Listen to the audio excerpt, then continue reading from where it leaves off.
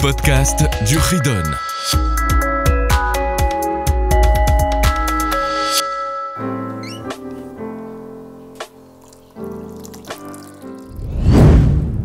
Bonjour les enfants, nous revoilà pour le chapitre suivant, chapitre 39, qui est la suite des téphilines. Cette fois-ci, c'est la mezouza.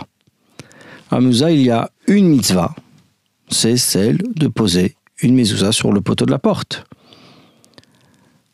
Et c'est dans le schéma Israël également, à la suite des téphilines, puisqu'il est écrit « Ukshartam leot al yadecha vayu letotafot beninecha » le chapitre précédent, de mettre les téphilines, et la suite c'est urtaftam, et tu les écriras al mezuzot beitecha ou visharecha, sur les poteaux de tes portes et de tes entrées.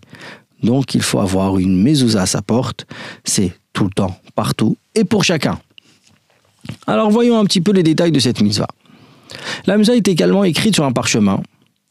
Il y a deux parachiotes, c'est-à-dire deux passages de la Torah. Le passage du schéma avec le Ve'ahavta et le deuxième paragraphe du schéma qui est le Ve'aya im shamoa.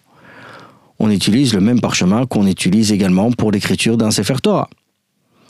Il y a énormément de lois dans l'écriture de la mezouza qui ressemblent à celle du Sefer Torah. Par exemple, chaque ligne doit être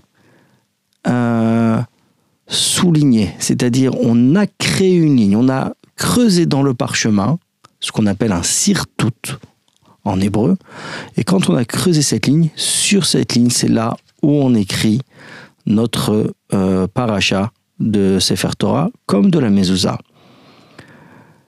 On utilise une encre bien particulière, et ça doit être écrit d'une manière bien particulière, bien sûr.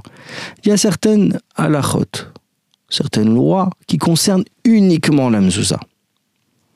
La mezouza doit être sur un seul parchemin, contrairement à Sefer Torah, où il s'agit de plusieurs parchemins qu'on coule l'un à l'autre. Il faut qu'il y ait un espace au-dessus et en dessous, la même chose, des marges à droite. Et quand on roule la mezouza, cette marge doit pouvoir faire tout un tour, c'est-à-dire qu'on ait fait un tour de la mezouza avec cette marge qui est à droite, juste avant l'écriture. La mezouza doit être écrite également kessidra, c'est-à-dire dans l'ordre. On ne peut pas écrire la fin avant le début, on ne peut pas sauter un mot et revenir dessus, ne serait-ce même qu'une lettre, si on l'a raté. Donc il faut bien faire attention de tout écrire dans l'ordre.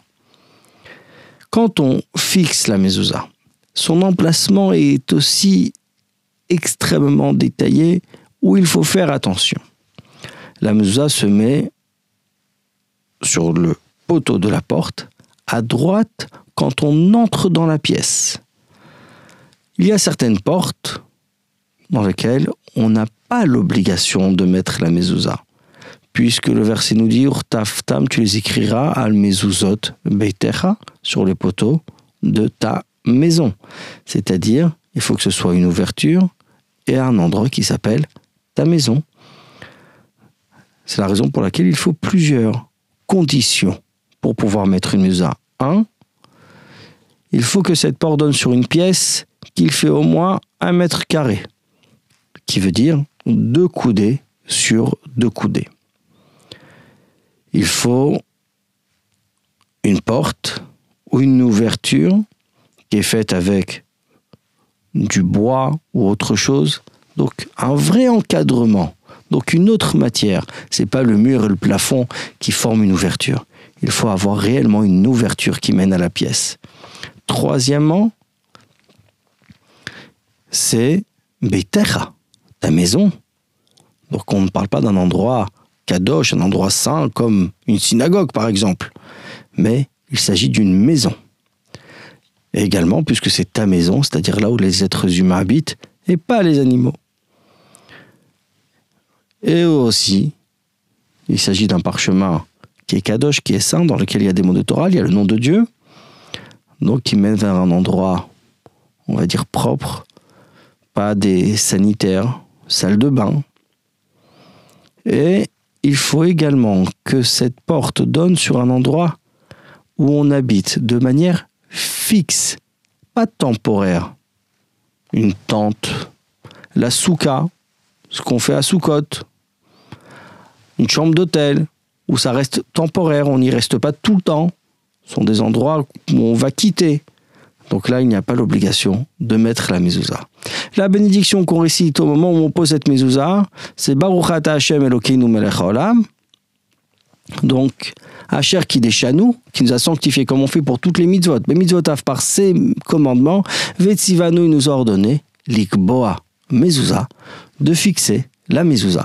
Et voici pour cette grande mitzvah qu'on voit tous sur nos portes, d'avoir constamment une mezouza et faire bien attention à ce qu'elle soit bien cachère. À bientôt les enfants, bon courage!